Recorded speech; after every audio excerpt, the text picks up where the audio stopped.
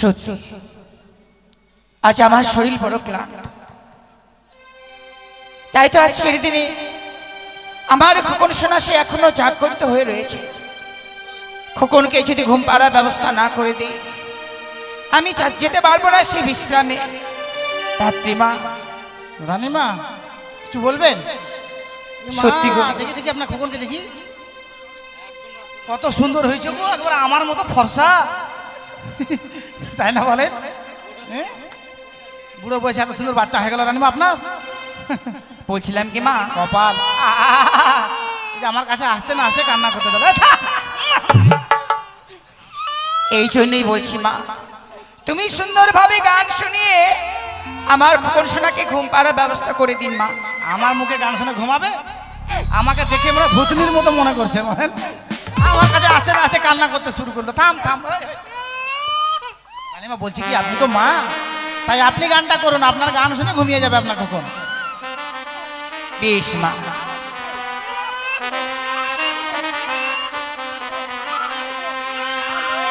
ঘুমিয়ে যা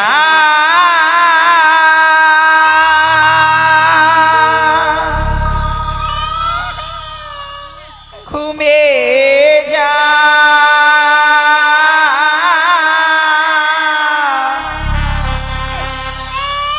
মেঘ পড়িলে সাথে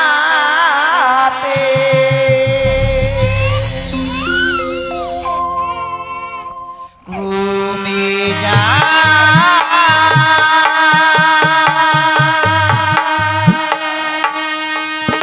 ঘুমিয়ে যা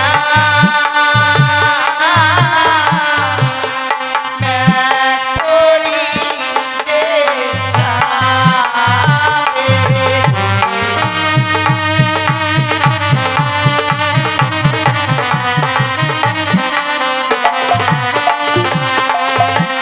আরে আকাশ তোমায় বাতাস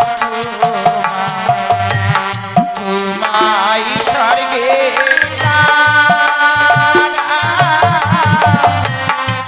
আমার ঘুমিয়ে যাবে আর দেবে না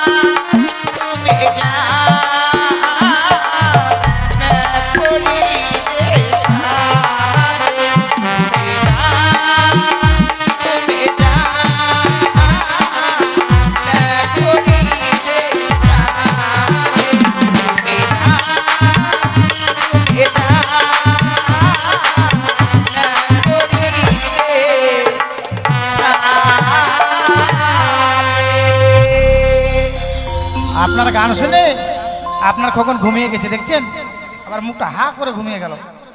বেশ মা, তাই আমার সন্তানকে আমার কাছেই দাও।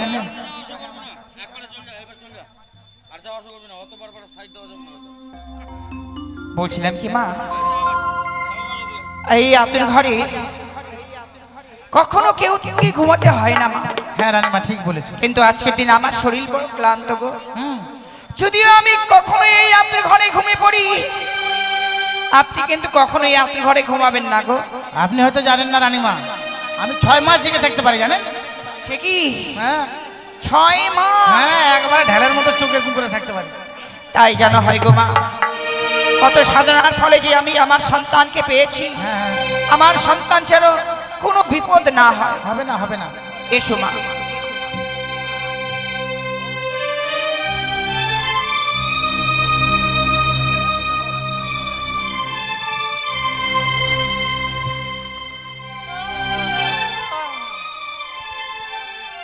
সে কি মা, একটু আগে বললে নাকি তুমি 6 মাস জাগে থাকতে পারো, এমনি ভাবে হাবি কাটছো কেন? আর আমি কি করলাম, আমি ঘুম আসছে তার জন্য নাকি? না, ওখানে কে যেন একটা ছেলে দৌড়ে আসবে, তখন বললাম ভাই পালাও।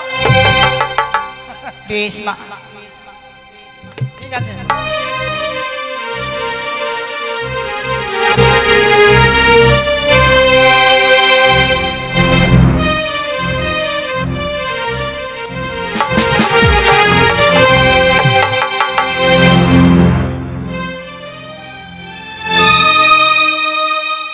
আমি হই ভাগ্য বিধাতা। তাই ইতিপূর্বে শুনলাম চম্পক নগরী এক নবজাতক সন্তান জন্ম লাভ করেছে চিত্রগুপ্তের কাছ থেকে। তাই প্রথম আছে যাওয়ার পথে পদ্মাবতীর সঙ্গে হয় সাক্ষাৎ। তাই তাকে কথা দিয়ে আজ তার কথা মতো ওই অবধ শিশুর লোলাটে লেখুন লিখতে হবে। তাই আর বিলম্ব না করে এই মুহূর্তে চাই মর্থলোকে সেই চম্পক নগরী যাই, ওই অবধ শিশুর লোলাটে লেখুন লিখতে। এই তো সেই চম্পক নগর, আর এই তো সেই ষষ্ঠী আতর ঘর। না না, আমি আর বিলম্ব না করি এই মুহূর্তে প্রবেশ করি। ও কি দাঁড়ে যেন দ্বার পাহারা দিচ্ছে ধাত্রী মা, কিন্তু আমাকে যে ভিতরে প্রবেশ করতেই হবে, নইলে ওই অবধ শিশুর লোলাটে আমি লেখুন লিখতে পারবো না। তাই আর বিলম্ব না করে এই মুহূর্তে দুলালী ধাত্রীমাকে পাশ করে আমি ভিতরেই প্রবেশ করিলাম। মায়ের কলে কত সুন্দরভাবে যেন সন্তান ঘুমিয়ে আছে, ঠিক যেন স্বর্গের চাঁদের টুকরো এসে পড়েছে রানীমার কলে। কিন্তু এই লেখন আমি কিভাবে লিখি? এবার যদি না লিখতে যাই, পদ্মাবতী আর হবে না সমাজ বিশ্বপূজিতা। না না না, আমি বিলম্ব না করে ওই অবধ শিশুর লোলাটে লেখন লিখতে শুরু করি। ও আমি লিখিলাম বাছা লোলাটে,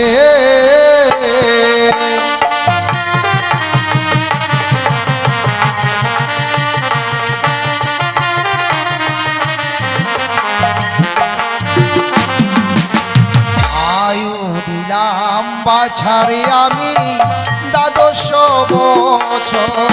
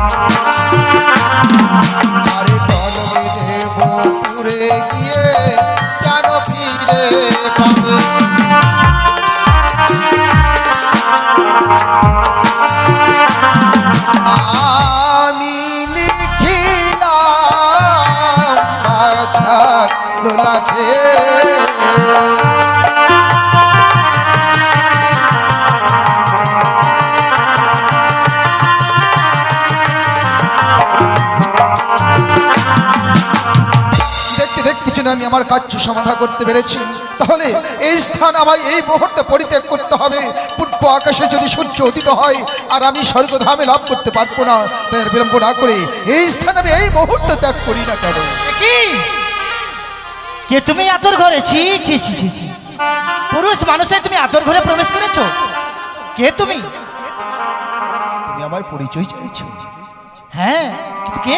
আমি ভাগ্য বিধাতা। বিধাতা? তবু চরণে প্রণাম হই বিধাতা। আশীর্বাদ করি। তুমি আতর ঘরে কেন এসেছো বিধাতা? তুমি তো জানোই আমি ভাগ্য বিধাতা। কোনো সন্তান যদি কোনো মায়ের গর্ভে জন্ম লাভ করে, তাহলে ওই সন্তানের লোলাটি সুখ দিক লেখার জন্য আমি ছুটে এসেছি। তবে লেখন লেখা হয়ে গেছে বিধাতা? নিশ্চয়ই। বিধাতা, তোমায় একটি কথা বলবো বিধাতা। বলো ধাত্রীমা। বাচ্চার ললাটে এমন কি লিখন লিখেছো তুমি একবার আমাকে বলে দাও না বিধাতা? ধাত্রীমা। হ্যাঁ বিধাতা। না ধাত্রীমা, ধন্য তোমার মানবী জীবন, তাই মানব হয়ে পেয়েছে তুমি দেবতার করতে দর্শন। এর থেকে বিশেষ কিছু তুমি আশা করো না বিধাতা। কেন শুনতে চাইলাম তুমি জানো বিধাতা? কারো এই হতো বাকি 6টি সন্তান হারাবার পর আবার একটি সন্তান পেয়েছি, তাই আমি শুনতে চাইলাম। তো হয় তোমার বিধাতা একবার বলো না। কিন্তু তুমি শুনতে চাইলেই যে আমি তোমাকে শোনাবো, তুমি ভাবলে কি করে দিলে তুমি ধাত্রীমা? যদি না বলো আমি তোমার পথ দিয়ে ছাড়বো না বিধাতা। হ্যাঁ বিধাতা। তুমি যদি আমার পথে না ছেড়ে দাও, পূর্ব আকাশে যদি সূর্য উদিত হয়, আমি আর যেতে পারবো না স্বর্গধামে, ধরা পড়ে যাবো মানবের নিকটে। না না ধাত্রীমা, তুমি এমন কার্য করো না। তুমি তাহলে বলবে না? ও দারুণ বিধি রে,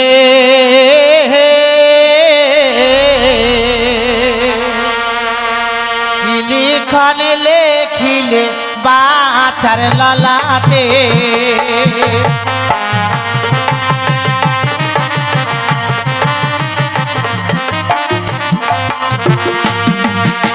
বলো বলো ও গো বিধাতা, বলো না আমার।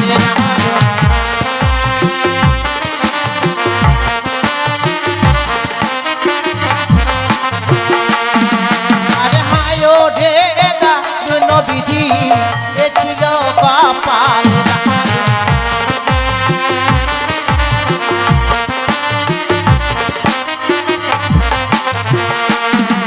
আরে তুমি যদি না বলো বিধাতা, সে জীব জীবন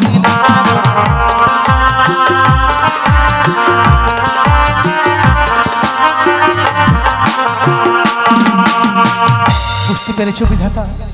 তুমি যদি বাঁচার লড়াটা লিখনের কথা আজকে দিনে না বলো, আমার প্রাণকে আমি এই গঙ্গার জলে বিসর্জন দিয়ে দেবো এত বিধাতা। সুন্দর মানব জীবনে পেয়ে নিজের জীবনকে তুমি বিসর্জন দিতে চাইছো।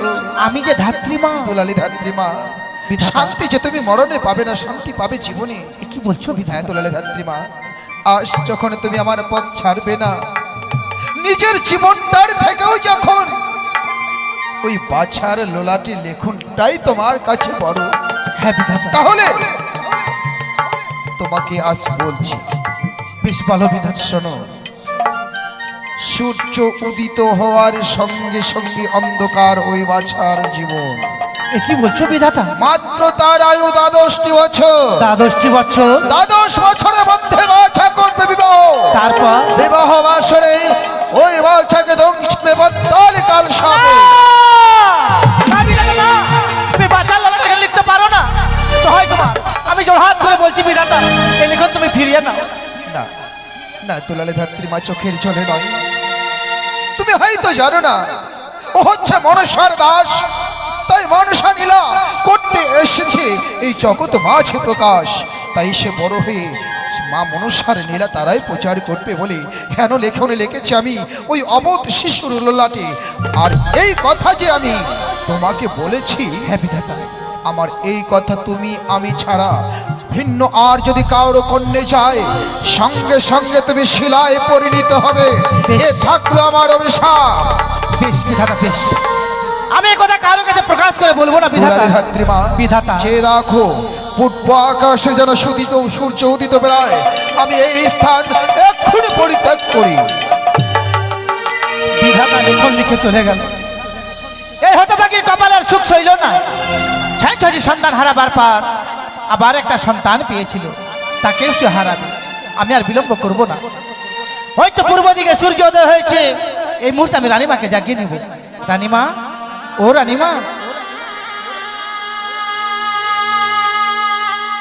সে কি ধাত্রী মা, রানীমা, আপনি অমনি ভাবে আমাকে জাগিয়ে দিলেন কেন গো? কেন জাগালাম জানেন রানীমা? দেখুন পূর্ব দিকে সূর্য উদয় হয়েছে, আমাকে যে গৃহে যেতে হবে রানীমা। সে কি এই আতুর ঘরে রয়েছি তো, তাই বাইরের পথটা আমি ঠিক বুঝতে পারছি না। হ্যাঁ রানীমা, নিশিভোরবাদ যখন হয়েছে, চলো এই মুহূর্তে স্নান সেরে আমরা ষষ্ঠী পুজো করবো মা। হ্যাঁ রানীমা, আর ষষ্ঠী পুজো হয়ে গেলেই আপনার কিছু আমি জল খাওয়ার ব্যবস্থা করি। ঠিক বলেছেন, চলুন রানীমা।